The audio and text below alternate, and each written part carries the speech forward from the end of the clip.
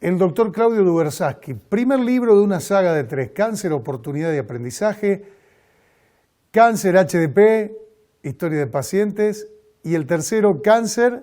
Salud mental y cáncer, causa o consecuencia. Vamos por el primero.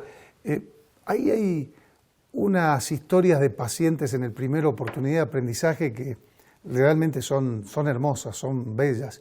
Contanos de qué va ese libro para los que no lo conocen, Claudio. Bueno, como vos sabés, las historias de la gente, las historias de los pacientes, personifican y vinculan, digamos, la conexión entre el lector y el autor. Entonces, en algunos casos fueron historias ficcionales y otros casos historias de pacientes míos, que obviamente por razones obvias no pongo su identidad, pero que realmente me inspiraron, me enseñaron, y que yo creo que vale la pena transmitir sus historias al resto de la gente para que, bueno, puedan sacar sus conclusiones y que sea una herramienta de ayuda. Así que sí, la historia de los pacientes es como que te metes en la historia de esa persona, y el cáncer es una parte de la historia, no es la historia en sí misma. Recuerdo el caso de una paciente que tenía un cáncer de mama, pero que había sufrido violencia infantil. Cuando era chica, sufrió mucha violencia.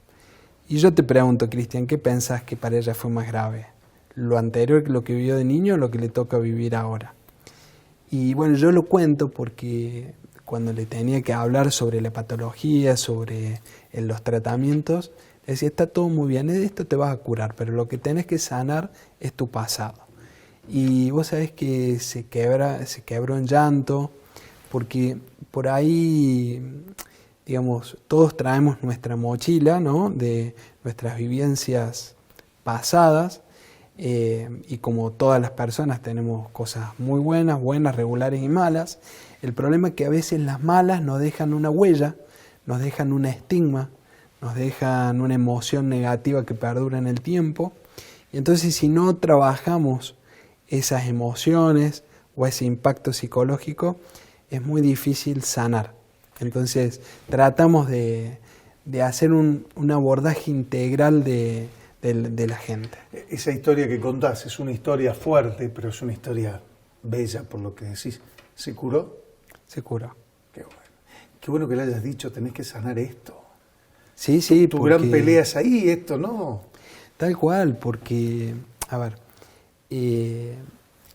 era más previsible el comportamiento, era un cáncer muy agarrado a tiempo, de muy buen pronóstico. Entonces yo sabía que le iba a ir bien, pero no sabía si iba a tener las herramientas adecuadas y si iba a animar al abordaje terapéutico con el equipo de psiquiatría, de psicólogos, etcétera, para que le ayudaran a salir del otro tema que de alguna manera tapó, negó o hasta le pareció que era normal, porque hasta hace unos años la violencia física en los niños se tomaba como un modo, una herramienta educativa, ¿no?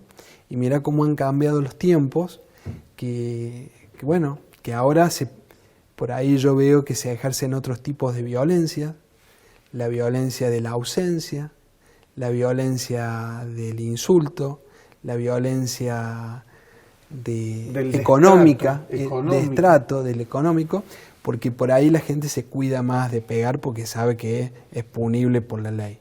Pero antes estaba bien visto, es más, era normal. En el colegio por ahí había algún profe, alguna maestra que con la regla trataba de impartir cierta... Claudio, y entre nosotros mismos, eso es algo más chico que yo, pero el bullying en nuestra infancia era normal. Nos hacían y hacíamos seguramente. Bueno, justamente hablaba con mis hijos de eso, del bullying, y yo le contaba que el bullying siempre existió, desde que existe el ser humano. Y los motivos del bullying, porque, a ver, hasta el que es más inteligente o le va mejor en el colegio o el más lindo, o sea, siempre hay un motivo para hacerle bullying a alguien, ¿no? O sea, no es el más feo, el más lindo. Vos siempre, porque usás lente y yo porque tal cual, vos porque sos colorado, vos porque sos gordo, bueno. Pero en definitiva, hoy el problema es peor, porque todo se expande en las redes sociales. Entonces, si antes te hacían bullying en el ámbito del aula o en el ámbito del barrio, de la cuadra, hoy eso está abierto para que miles de personas te hagan bullying a través de las redes. ¿Es cierto que alguna vez o algunas veces en el consultorio, Claudio, sos muy de descontracturar las charlas y a veces también usás el humor, pero le has preguntado a alguien, ¿y usted por qué se enfermó de cáncer? Sí, bueno, primero el humor lo trato de usar siempre porque está en mi esencia, digamos, o sea, pero no en esa pregunta. Cuando les pregunto por qué se enfermaron, siempre es una pregunta muy seria y profunda y que los descoloca, porque... ¿Cómo me va a preguntar claro, por qué me enfermé si yo no me quería enfermar? Tal cual, los descoloca, porque vienen esperando que yo les diga qué tratamiento van a hacer, si van a operar, si van a hacer quimio, rayos, pero el hecho de ir primero a una cuestión humana hace que, como se decía antes, se rompe el hielo, se empiece a generar una relación médico-paciente de confianza. Y mira, te diría que el 99,999% siempre me dicen alguna razón por la cual se enfermaron. Se me murió un hijo, una hija, quebré mi empresa, me jubilé y no sé qué hacer, mi mujer me engaña con otro. Pero recuerdo un caso de una nutricionista de unos 60 años que cuando le pregunté por qué se había enfermado me dice, la verdad yo no tengo problemas, soy profesional, tengo un buen pasar económico. Bueno, en definitiva no encontré, bueno, le digo, no necesariamente uno tiene que saberlo al principio o no necesariamente tiene que haber una causa 100%. Mira, en la tercera consulta me di cuenta que su problema era la soledad. ¿Por qué? Porque ya estaba al cuidado de sus padres, se murieron sus padres y el objetivo fundamental de su vida había desaparecido. O sea que, mira, no te puedo explicar cómo se quebró en llanto, porque claro, toda su vida había girado alrededor de sus padres, al cuidado y el mandato del cuidado familiar. Y cuando fallecieron, por una cuestión natural de la vida, se sintió sola, se sintió que no tenía una razón por la cual seguir. Y bueno, y pudimos, junto con el equipo, como te digo, esto no lo podemos hacer solos, sí podemos disparar una inquietud, pero hay que hacer un abordaje integral y la verdad es que pudo superar el cáncer, pero también pudo significar o resignificar su vida a partir de entender de que ella era un ser individual con una vida por delante y que la tenía que desarrollar y vivir. Así que ese caso, mira, me quedó muy marcado. ¿Dónde está la información sobre tus libros, doctor?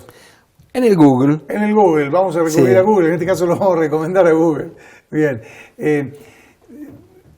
Sos médico, pero sos un docente y un comunicador apasionado, Claudio. Sí, me encanta la docencia. Bueno, no sé si vos sabés, pero yo fui maestro de grado durante 2 años. Después que terminé el secundario me fui a formar en Israel y volví y estuve trabajando como maestro de grado. Y después hice la carrera docente y hoy me desempeño como docente universitario. O sea que la docencia la vivo como una pasión y el consultorio, la atención de la gente también tiene mucho de que se mezcla la docencia con la asistencia. Así que, y la comunicación, yo siempre digo que está bien que es un don que uno viene consigo, pero lo puede aprender, puede incorporar herramientas. Y vos sabés bien que me he formado mucho en esto, inclusive con vos, me ha sido de gran utilidad porque muchas veces no es tan importante lo que uno dice, sino cómo lo dice y cuál es la gestualidad que uno impone cuando está comunicando. Así que bueno, aprovecho para agradecerte todo ese apoyo que me has brindado y que bueno, y que estás ayudando a otros profesionales también a desarrollar estas herramientas de comunicación, para mí fueron súper útiles. Entonces, si bien es un don, que yo creo que o lo tenés o no lo tenés, pero lo que es importante es que desde donde uno está, siempre se puede mejorar y permanentemente nos estamos formando y tratando de mejorar, ¿no? Aplicamos esa frase del doctor Dubersaski no a la medicina solamente, a todo, siempre se puede mejorar. Pausa, próximo bloque le voy a preguntar, esto que ustedes han escuchado siempre y que hemos escuchado todos, yo lo he conversado con Claudio, la vacuna contra el cáncer está, los grandes laboratorios no la quieren sacar a la sociedad. Vamos a ver qué nos responde un profesional de la oncología, ya venimos.